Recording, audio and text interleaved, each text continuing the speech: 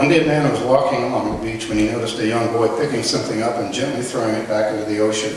Approaching the boy, he asked, "What are you doing?" And the boy replied, "Throwing starfish back into the sea. The surf is up and the tide is going out. If you don't throw them back, they'll all die." "Son," the man replied, "don't you know that there are miles and miles of beach and hundreds of starfish? You really can't make a difference." After listening politely, the boy bent down, picked up another starfish, and threw it gently back into the surf. Then smiling at the man, he said, "I made a difference for that one." Jill has been a supporter of human rights and a vocal proponent of social justice issues for many years.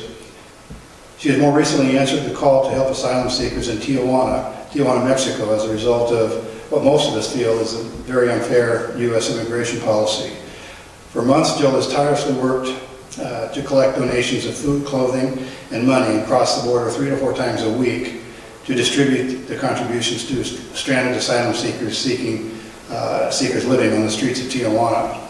She's attracted a large following of supporters who regularly make contributions to support efforts through PayPal and Amazon in response to individual needs she discovers on the streets. The Hilera is a holding facility that all individuals that cross the border have to go through. Think of a bottleneck situation. Everyone, if you cross the border and put your hands up and surrender to a border patrol agent, or if you wait for your number to be called and you go across legally, you're put into a Hilera. The only people that avoid these ice boxes are folks that actually go in through the desert or over the river and don't get caught. And then they come into the country and then they have to lay low for the rest of their lives. The Hilera is basically a concrete cell, generally made for 20 to 40 people, and they're stuffed with 40 to 60 people at a time. There's generally a wooden bench around the outside. There's an open toilet in the middle of the thing, and the people going into the Hilera are forced to take their clothes off down to a shirt and pants, and they get to keep their shoes and socks on, and then they're given a Mylar blanket. And they're held in the Hilera for a minimum 24 to 72 hours at 40 degrees. And the 40 degrees is maintained by air conditioning, so it's very, very intentional. Women and children have to go through here. There's not room to lay down, so they're forced to sleep kneeling, standing, however they can, and for whatever reason. And during the process, 24 hours a day, one at a time will be picked up. And of course, they have no idea because there's no windows and there's no exterior lighting, so they have no idea what time of day it is. Border Patrol will come in, or ICE will come in and pluck one of them out at a time. They're given 10 minutes to present their case without any preparation whatsoever, and then they're put back in. And then they eventually, I'm sure Jill can further elucidate on this, but then they're eventually taken out and either sent back across the border or they go into detention. I know a lot of you through Facebook already, and I certainly know a lot of you through Mike. Thanks for sending him to us. Really, I need to thank you very much for doing that. And his son, because Dana's awesome. And you have your own heroes right here in Eugene with them. I think Dana worked for months with World Central Kitchen, making sandwiches and beautiful food to give to people who were fed beans and rice, and instead we're given warm meals with dignity, and that is powerful. So we should all thank him for his, I certainly do, for his heroism, his time. Yeah, and you raised him, so it's on you, huh? Yeah. So I want to thank you for your donations that you've sent to the border already, and thank you all for your sponsoring that you're doing with families, with refugee families. At the border in San Diego, we feel that need really, really strongly, that we want other cities and other places in the country to step up and help us, because we are slammed in San Diego. So to know you all are here is really, really amazing for us. So Mike asked me to talk about myself a little bit. I'll do that quickly, because this isn't about me. When I was 15, I went to Mexico City. I was lucky to go to Mexico City, and I feel like I learned that life wasn't about me. as a 15-year-old selfish teenager. I learned that there are so many other people in the world whose stories are important. And in college, I got to live in a few countries in Latin America, and that was just strengthened. And I went to Earlham College with Ellie and learned about social justice and action, and it just fits. But then I remodel houses too, so you can do everything, right? I now find myself in San Diego, 20 minutes away from a refugee camp. So people ask me, why did you do this? And my answer is, how could I not? It's right there. It's literally, yes, it's a country away, but it's 20 minutes from my cute little cozy, comfortable, fun house in the middle of beautiful San Diego. It's right there. So how could I not be engaged? And I feel like I owe a thanks to all those people who taught that 15-year-old pain in the butt that there's another world out there. So that's me. I want to say very clearly that this story isn't about me. I've said it once, but I'll say it again. I'm here to talk about my friends, the people that I've met, but I am a white American with a blue passport, and this is not about me. It is about them. They can't be here because it's not safe for them to talk and share their story. It's not to you, but to publicly say, I'm here, this is what I'm living. It's not safe for them to say that, so I have to try to do that for them. So I'll try. We are also responsible for these people because of U.S. imperialism in Central America. I feel very strongly about that. We've done some bad stuff in Central America, and these people are the descendants of that imperialism, and they are knocking on our door, asking us for recompense, asking us for help, and we've turned our back on them, and they're just sitting there waiting. So I feel like it's my responsibility, personally, to bring them food and aid while they wait for our country to get its shit together. He said I could say that word once. So that's the time to use it.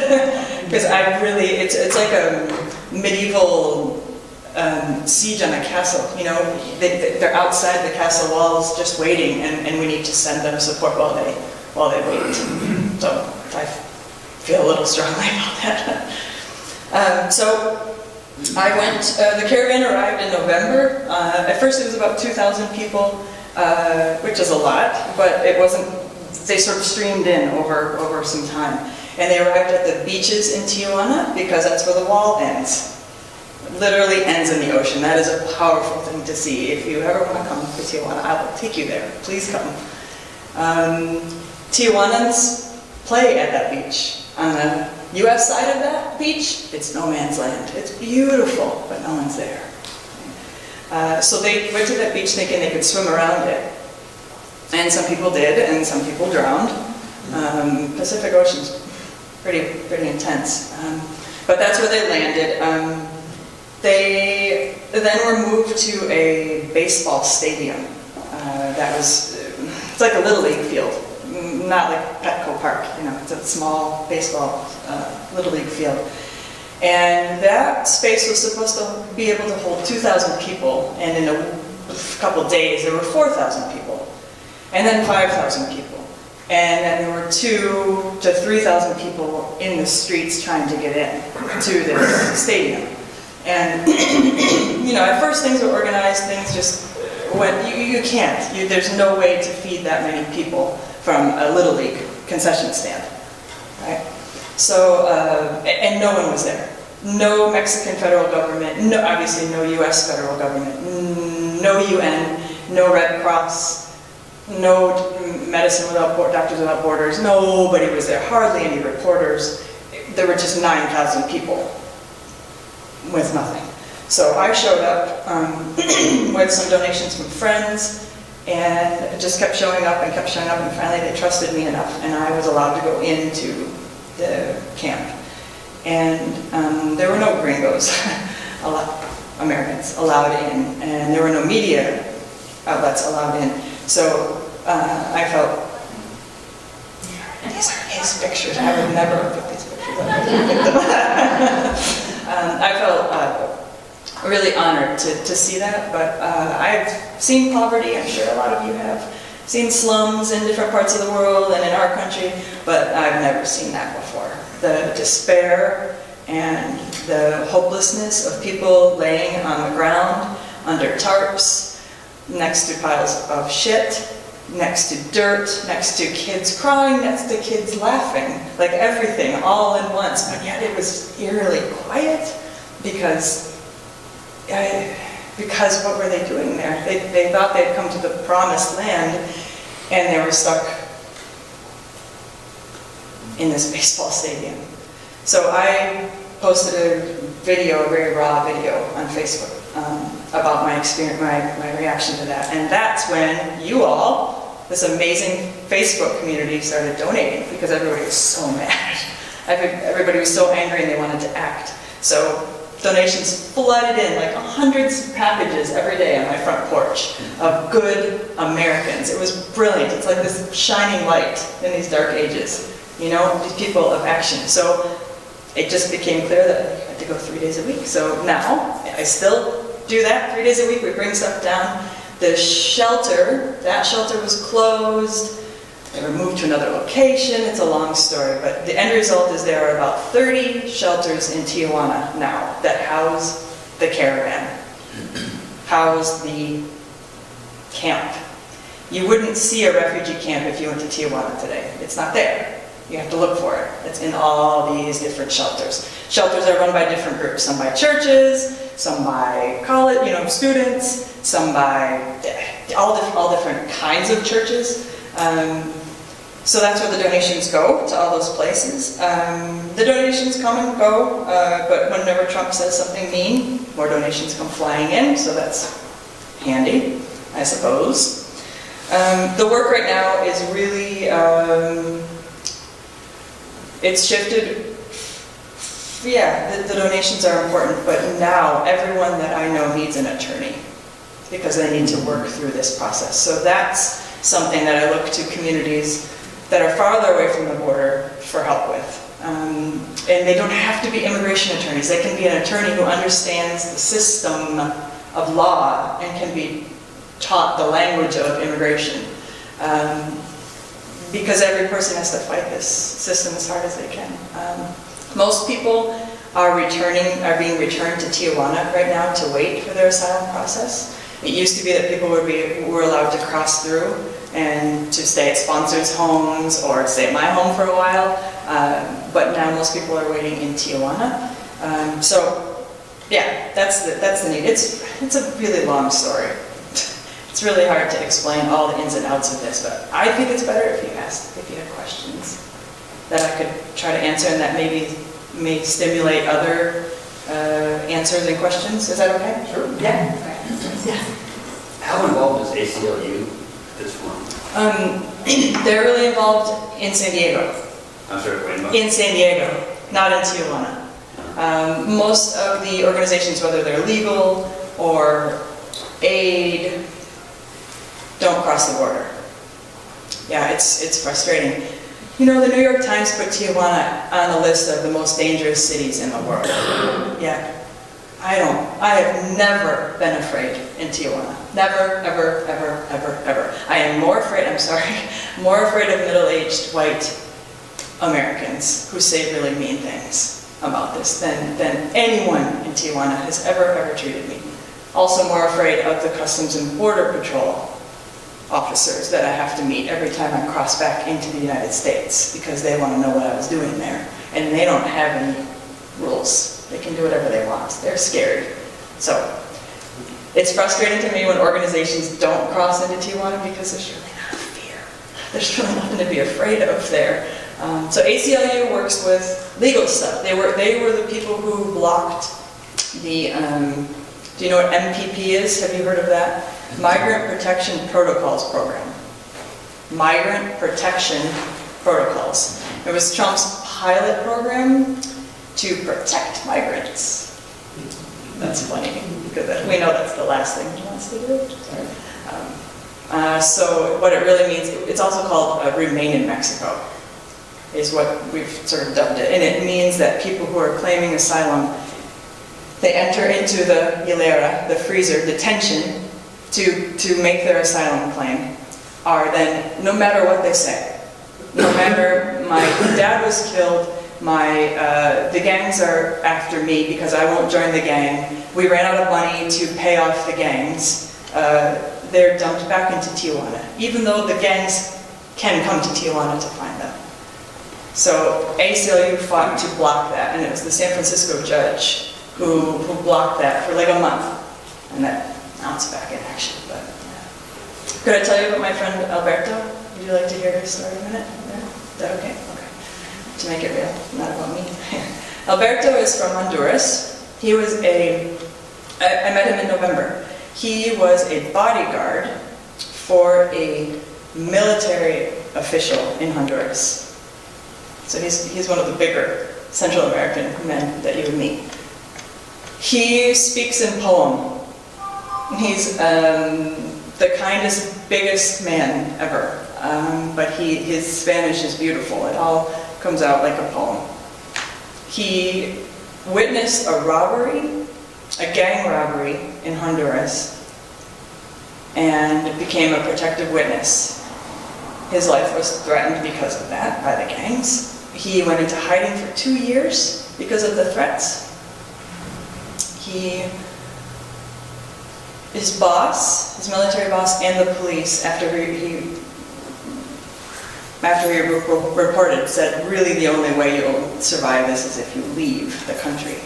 That's the military and the police that told him you need to leave. You won't live, they'll kill you. So he did, he walked 2.5 months, 3,000 miles, which is like us walking from San Diego to Fairbanks, Alaska, to put it into our perspective. With the large caravan, they would sleep in front of houses along the way because that's safer. It's more secure than sleeping out in the fields. They rode on top of train boxcars. No money for buses, so they mostly walked, and people helped them along the way, the whole way, with food. And he said what we ate was pieces of bread with beans on it, but it was better than nothing. He arrived in Tijuana. He has had, he received a number. Do y'all know what we mean when we say number?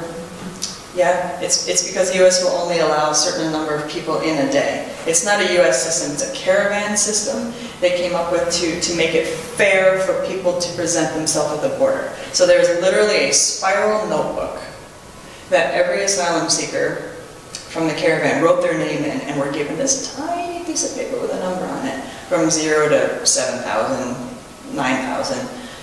And every day, 1 to 20 of those numbers are called every day at the U.S.-Mexico border to cross into the United States, into detention.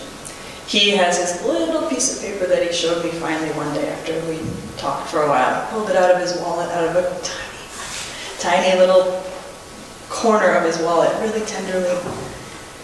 It's like their ticket in, is what it feels like. So his number was called, he presented at the border.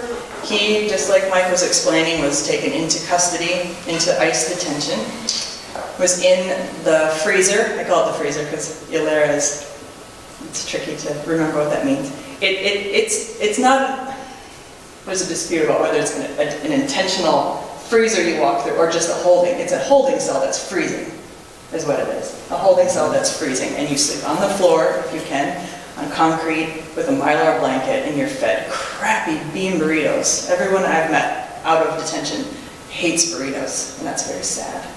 Burritos are good, but they don't like them anymore.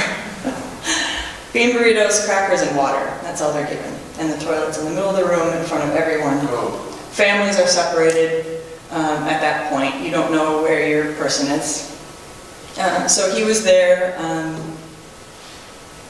And then he gave his credible fear interview. You're taken in, as Mike explained, you're taken in to talk with officers. I've heard lots of different stories of what that experience is like. Some people say they really are allowed to tell their story. Other people say they get you in and out of there in 2 minutes, they don't care. They don't care what you're talking about. So I advise people to tell the most important things at the beginning and to remember what you said. because they're going to use that in court against you. So you have very carefully have to choose your words for that. He was returned to Mexico because of the MPP program that I explained. He has been there since November, waiting since November. He has a court date today, and I'm not there, in San Diego. He was scheduled for August, the beginning of August court date, and they moved his court date up without telling him. Like, you'd think that they'd send him something in the mail, right? Well, where would they send it to, first of all? But they don't want him to know when his court date is. So we luckily found it. If he did not arrive at his court date, he would be removed in absentia. He would be deported immediately. So we luckily found that. But he's in court today, and I have my phone in my pocket waiting to find out what that means. Jill, let that sink in for a minute. Thousands of people waiting on the border with no means of communication, and the court date has changed. And they don't show up. It's moved up, it's not moved back. They don't show up, they're deported. It's cruel. Forcefully. They're hunted down and deported. Yeah. So, that's his story. We wait to find out what the rest of the story is. He has a brother waiting for him in Colorado, but he can't get to him. He can't even visit him, let alone go live there. So, that's what makes me wonder what side of the Berlin Wall we're living in right now. Talk a little bit about the children being separated from their parents with all the media attention that has received here in recent months, particularly at the beginning of the year. Is anything improving? Is it getting a lot worse or more children falling through the cracks? I don't know very much about that, actually, because I live in California. There's not as much of that happening in California. I think there's more of that happening in Texas. Yeah, California is a more decent place to cross the border. Yeah, if you're going to, and that's why the caravan arrived in Tijuana, because it's a sanctuary state, and the caravan thought that that's what that meant. Right? So I don't know enough. None of the people that I've spoken with have been separated from their children. They've been separated from their partner because they didn't have legal documentation of marriage.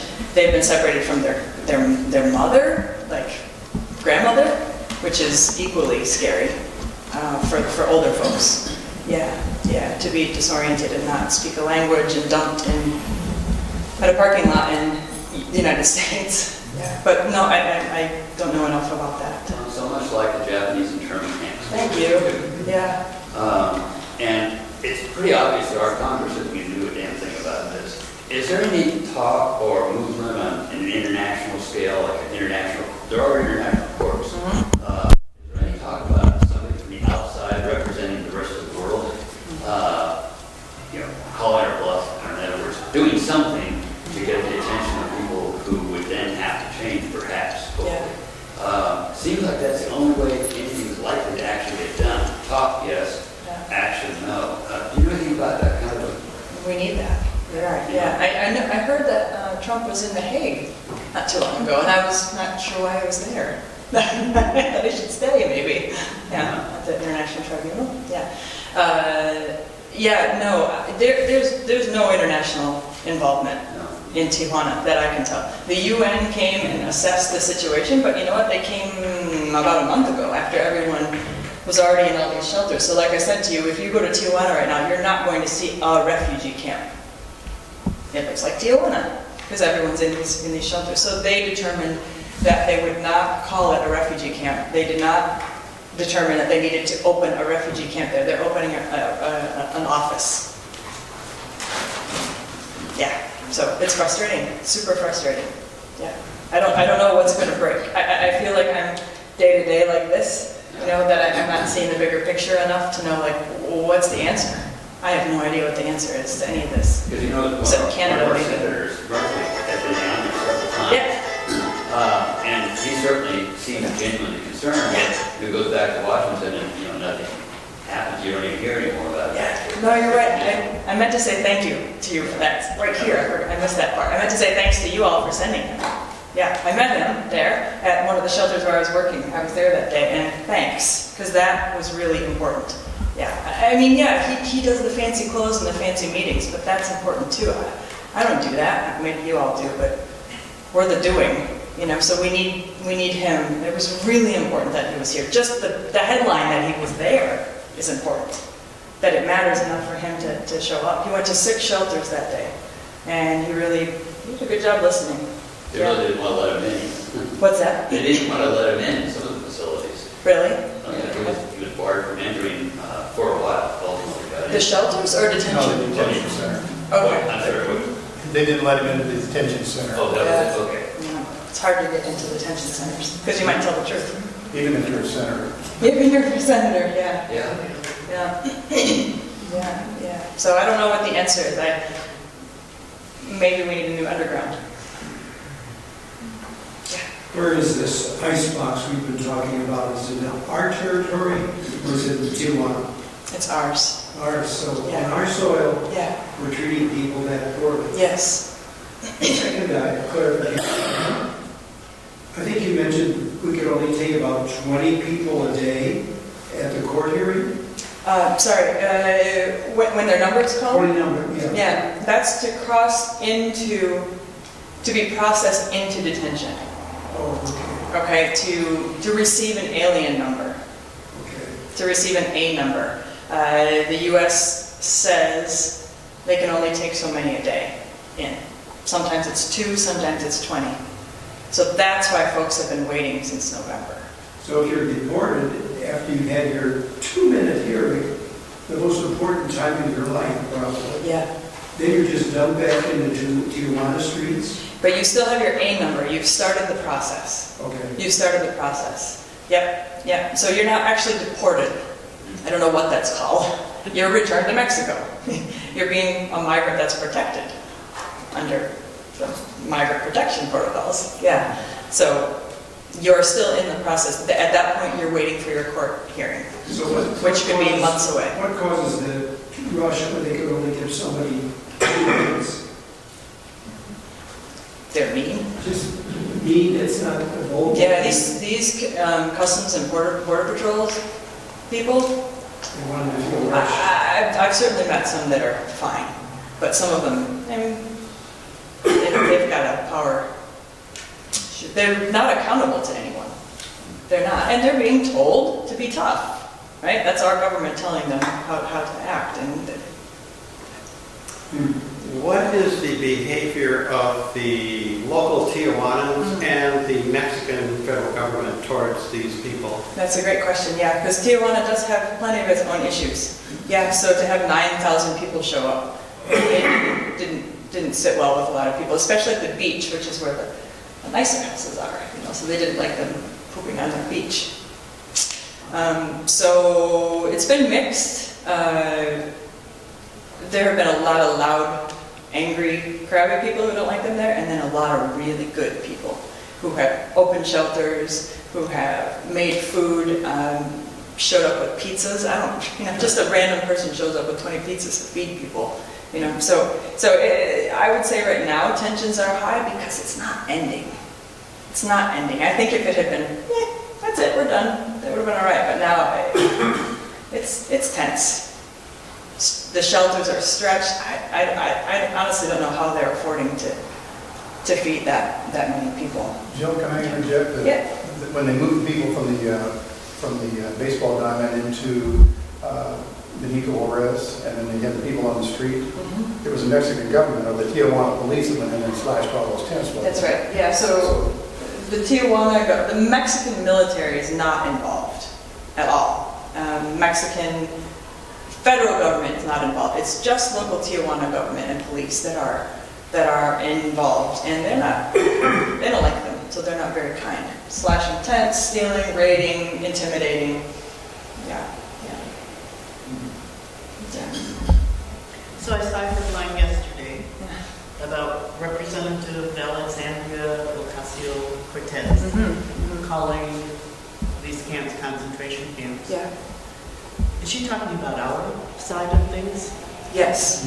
She's talking about the detention centers. And she's gotten blowback Yeah. from someone in the Jewish community about comparing these to concentration camps. As if one person's Yeah. ill treatment is somehow diminishing yeah, what's going on now does not diminish the Holocaust, it's just stupid. yeah. But I don't understand why people don't get it. And how can we be complicit in this? What else do we do? Yeah. That's what yeah. We keep talking about the uncomfortable stuff is what we do at least. But I agree, I think, I like her. I like that she says stuff she's not supposed to say. It's a tough comparison. I think there are parts of it that compare. And I think the part that compares is comparable is this is a large group of people who are unwanted. And a large group of people who's put into this box and forgotten about. They're put there so they're out of sight, out of mind. We don't have to think about them anymore. We don't have to worry about them. They're not being killed, right? Some people are dying, but they're not being killed. So I think that's an important distinction to make. But we're watching, and we have to make sure that things don't get worse. Yeah, but I understand that sensitivity, and I think there's some comparisons, but not full comparison. Except we could call them internment camps because we are actually using an old Japanese internment camp to hold people. So like the irony is right in our face, huh? What's the most helpful thing we could be doing right now? Thanks for asking. You sure you want the list? Well, first come visit. Really, I would love to drive you. You can stay at my house. My house is wide open. It's 800 square feet, but you're welcome. Donations are huge. And that is used stuff, that is new stuff from, Ellie came up with the idea of the Amazon wish list. Yeah, which I didn't even think about. Super easy, you can click through and see what's the most current need and donate that way. If you'd rather donate food, then that would be cash. But if you know attorneys who would be willing to travel to San Diego, they don't have to travel to San Diego until the court date. I would help them, and I know friends who would help them do Skype interviews. I can go to Tijuana and sit with folks and set up a Skype interview for them to talk and meet these clients over the computer, over the phone. That's huge, if you know anyone who's willing to do that. And if they don't have the money to travel to San Diego, we'll figure it out. It's really a desperate need. And sponsoring families. Like right now, yesterday, oddly enough, Mexican families are being allowed through detention. Central American families right now are not being allowed very often through detention into the United States. They're all being bumped back into Tijuana. But Mexican families, I don't understand why, but they're being allowed through more. What's that? I think it's part of the deal. Yeah, I think it is too. Yeah, there's something that I don't understand. It changes, all this stuff changes all the time. It's really hard to keep on top of it, especially when you're delivering diapers, right? So there's a family right now that I got a message from that they thought they had a sponsor. They thought their family could accept them, but their family's undocumented in the United States and is terrified to take them in because then they'll get caught, then no one will be here. So I need to find a sponsor family for them. Sponsorship is intense. That's a hard thing to ask of someone because you are responsible for their life for a while. It's a big ask. It means, we can get them to you. Okay, I'll figure out how to get them to you. But it means housing, it means food, it means so much more than that. It means advocacy. It means trying as hard as you can to find an attorney for them. Here, it means teaching them how to use the bus, figuring out ASL classes, figuring out how to use the United States system, if you can imagine what that is from zero. So, but that's a big help. Yeah. Follow up to the earlier question, you mentioned lawyers. Yeah. Do they need to be licensed for California? Yeah, I have right now my friend in court has an attorney from Massachusetts, Okay. so it must not be, huh? Okay. Yeah. I hope not, because they're in court today. I hope it's okay. I think people are coming from all over the country. Yeah. There is a really rad organization in Tijuana called Al Otro Lado. It means the other side, and that's all attorneys. And those are some. If you want to donate to legal stuff, that would be a great place to donate to. They are hardcore activists. They are doing it. They're really working hard, so. Is that on your Is list? it on there? I don't think so. I wouldn't hear about that. Okay. Yeah, they're really good with legal stuff, so. When you say that they're effective, this group, Yeah. can you tell us any success stories or any way in which they've expedited? This is the starfish story, right? I feel like maybe one person that I've met in this process is going to actually become a U.S. citizen. Like, if we're honest, the statistics are pretty bad with this, but we have to keep trying because starfish are beautiful. Right? Al Otro Lado does a really, really awesome job preparing people to enter detention. So they tell you how to get ready for your credible fear and interview. They tell you to write your sponsor's name and permanent marker on your arm because your belongings might disappear. Your phone might disappear. So write it in permanent marker on your arm, which goes back to our concentration camp. That's an intense visual to see someone permanent marker on someone's arm. So they do that. They also they try to find attorneys too for people in San Diego court, but everybody's busy.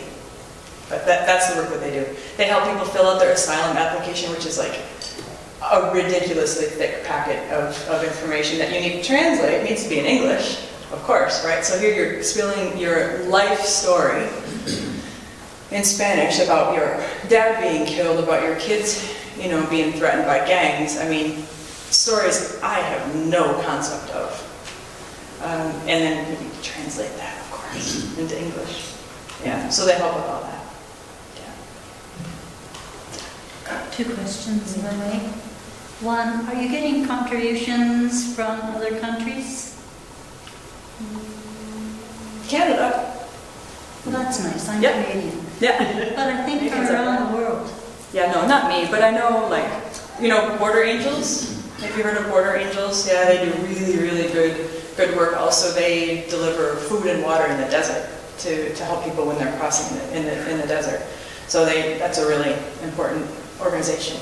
I know other smaller organizations that get donations from all over the world. Yeah, but no, it's been some brilliant Americans that have been stepping up. Yeah, which is It'd be nice to really nice to hear that other people around the world are looking at this and saying, this is Yeah. happening in our world, we need to do something about it. Right. About it, huh? About it. I love it. Nah. The other question, what would it be like if we had a caravan of people, supporters coming from the north toward the southern borders to help? And make that just be really loud and clear evidence so that everybody knew that people were coming to help because it meant this much. Yeah, of course. That's Just to have it be beautiful. visual.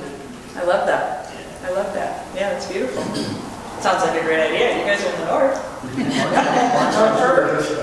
What's that? Instead of a march on Washington, it'd be march on Chula Vista. There you go. You mentioned the border. I love that. I know I'm preaching to the choir, but it's tragic enough to see what you're saying is happening to all these people, adults and children. The one thing that's deeply upsetting to me is to know that our country is proactively participating in permanently psychologically damaging a whole generation of children. Yeah. Whole generation.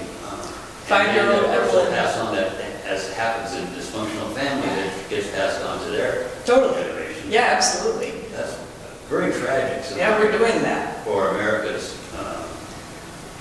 how America's seen in the world, but to know that we're actively and even gladly doing that to all these children is very profound. Yeah. It's in our name. And I think people have talked about trauma and DNA. Like it literally passes down. Yeah, PTSD.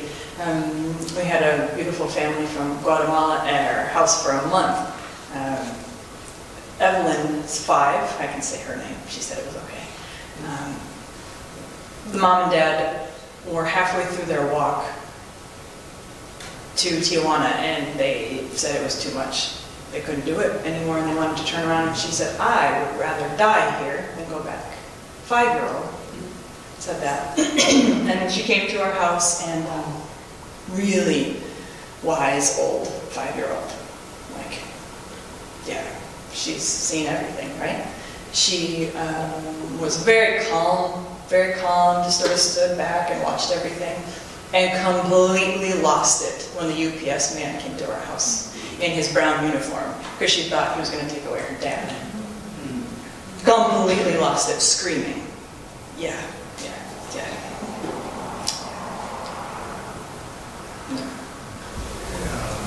It's horrendous what's going on now.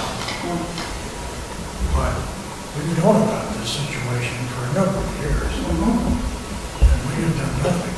Congress has done nothing to alleviate this. I think we've known about this situation for more than 10 years going on.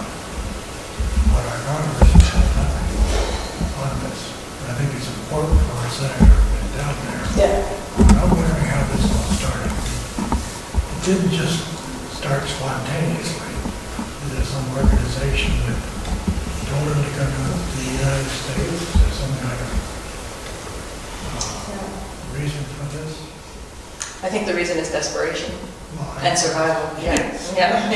And I think what I said earlier is, we did it. The United States did it with our imperialistic violence and wars in Central America. So I guess, would we say that's the beginning of it? I don't know. Caravans have been coming forever. This was just the biggest one. And we happen to have the president that we have who was really mean about it. Yeah, so I think this one's just super publicized, but people have been coming for a long time. There's an equal amount of Haitians actually living in Tijuana right now that have come because of earthquakes and mess in their country. So it's always, we're animals, right? We are animals. Humans are animals. Animals migrate. That's what we do. We've always done that. There's just walls now. Animals migrate for safety and food. Yeah. I just wondering, what was the influence of this started? Because you said we've had this going on for years. But now there's tremendous migration coming up. Somebody must have started this. Yeah. I don't know whether there was a political move behind starting this, or just what it was. But it seems like in the last 2 years, suddenly this big crash coming in. Yeah. There's a lot of theories on that. Some people say that there were some agitators that stirred up people and encouraged them to join a caravan. I think the words sanctuary city and sanctuary state made people think that this, California was a place to come to. And I think Facebook and WhatsApp helped spread the word that this caravan was happening. Whether you think that's good or bad, I think that was the information source, because everybody has a phone and has access to that, so they heard about it. I don't know that it's good or bad. I'm just saying that those are our times. Yeah. Is there a U.S. organization that is focused on changing border policy? I think ACLU is fighting as hard as they can, for sure. Yeah, they're doing amazing work. Yeah. I think the immigration issue is enormous, ginormous. So, but I know ACLU is on it. They're a great place to give money to too. When Mike and Martin, and you were talking about your experiences down south, you had mentioned that you had become acquainted with a number of people who they were human rights activists who were monitoring what's going on. And I wondered whatever happened with that. We can send a lot of people down to look around, but where does that go? Well, the human rights activists that we met were local, and they said that they were going around to make sure nothing happened, and this is the night before the Tijuana police came in and slashed all the tents and confiscated all of the medical supplies and papers and threw the people into a holding facility. So I think that if they were there, my personal opinion, they weren't there to do anything. They didn't do anything. There was no repercussion. There was no newspaper article about that night. It's my theory they were just there, just like the Tijuana police are there to keep order, and they watched. One of the nights we were there was a big fight outside of the Benito Juarez facility. They didn't do anything. They just stand back and watch. What was the Benico, what was the other one, the big? El Barrizal? About the Tijuana government put together a holding facility and internment camp at this old, like a discotheque. It was a fairly large facility. They held concerts and that sort of thing, and they put a lot of folks in there. And the Mexican Marines were there on the men's side. They had a divided family of men. And on the men's side, in the vision of full vision of the Marine Corps, 2 people were killed. So are they doing anything? I don't know. Are they there for show? I don't know. They're certainly not avoiding anything. So that's a personal opinion. I've just got lots of questions.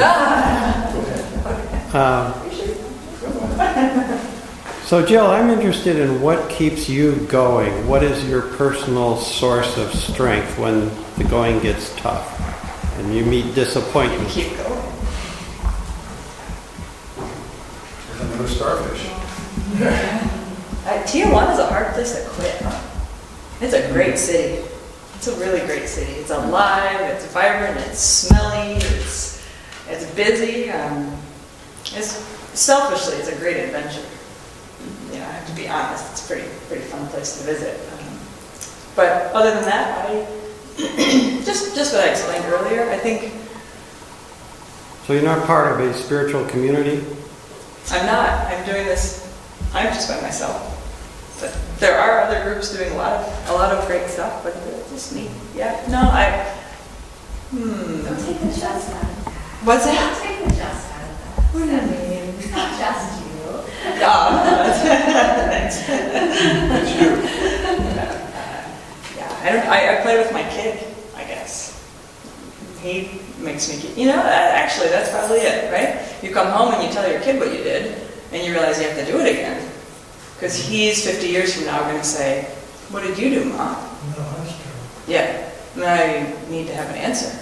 Actually, I'd like him to see that in real life, not just an answer, right? So. How old is it? He's 4.5. How do you Not 4, he's 4.5. Very important. How do you manage the competing claims of your time and energy? Oh, you know what's really cool? He goes to a Spanish immersion school the 3 days a week that I go. The teachers there are from Tijuana. So we just trade. We just trade every day. I pass the baton to them. I say, here's yours. I'm going to your city. And it's a pretty sweet matchup. Yeah. Or he comes with me, which is really good. Yeah. He's got crazy curly blonde hair. He sticks out like a sore thumb, but everybody thinks it's great. It's good for him to see. Yeah. Yeah. He's got all sorts of plans about how we need to fix this. He builds sand walls and smashes them down and says, see, it's not that hard. Just smash it down. He says, but I'll clean up the mess, I promise. I worked as a victim advocate for many, many years, and I want to answer part of your question, and that is, I found that the things that tore me down were the very reason I had to keep working. Does that make sense? Yeah, absolutely. Yeah, absolutely. I think you have to. That's it. That's the reason why you're there in the first place. Yeah. And it's exhausting sometimes. Yeah. But the only reason I'm able to do this is because of you all. And because of all those beautiful Americans who are stepping up. I'm clear about that. I could still go, but and volunteer and be engaged, but the stuff is from you all. And it's a huge redistribution project. Wealth redistribution, and that's brilliant. Really brilliant, because we all have way too much. I sure do. We as Americans are very spoiled. We have no idea. The privilege is intense. Every day that I'm there, I just cross back over the border. I just flash my little blue passport. And all the people I worked with all day, that's all they want to do, is cross over that little line right there, and I just get to fly on through. That privilege is intense. Last time I was in Tijuana, I was 49. Yeah. That's when sailors went there to get drunk, I think, huh? Why don't you share what happened when you showed up at the shelter with hammer and nails and to make beds and stuff like that? We sent you some support, but you got some pushback from the locals? Oh yeah, that was super fun. It's like a double whammy to convince Mexican guys that I can build stuff. It's pretty cool. It's like a double, like an American who's going to work that hard, but you're a woman. Yeah, it's great. And then you just hammer them. Actually, you just show them your hands, right? The calluses, and I think that's pretty cool. Yeah. So I've made some great friends through hammers. Yeah. Well, that's wonderful. Thank you, Joan. Thanks you all. Compliment you on your efforts. No, I thank you all for what you're doing. We just have to keep paying attention, huh? I really, what you read in most news sources, if you're reading New York Times, if you're reading CNN, if you're reading MSNBC, it's pretty spot on. It's really as bad as they say. You have a blog, don't you? I'm just on Facebook. I'm kind of old. You know about It just blogs. seems like, these stories need to go somewhere. Yeah. You know, Everybody. people who aren't familiar with them. Yeah, it's hard to do that stuff when you're doing the doing. I know. It's also hard to thank people when you're doing the doing. You It's need a press agent. right. Yeah. But follow her on Facebook, and then she'll let you know last week that they were running out of food at the shelters. So she put up I need to go buy milk. So, you can make a contribution and she can go buy milk. But, I'd love to follow you on Facebook. I feel like I already know you. Yeah, You know, we good. just met today, but I felt like I already know you. Of course, Mike and Dave and Heather, but being able to hear the stories, being able to hear the experiences. Sometimes you think, I'm in Eugene, Oregon, what can I do? I'm not close enough to do anything.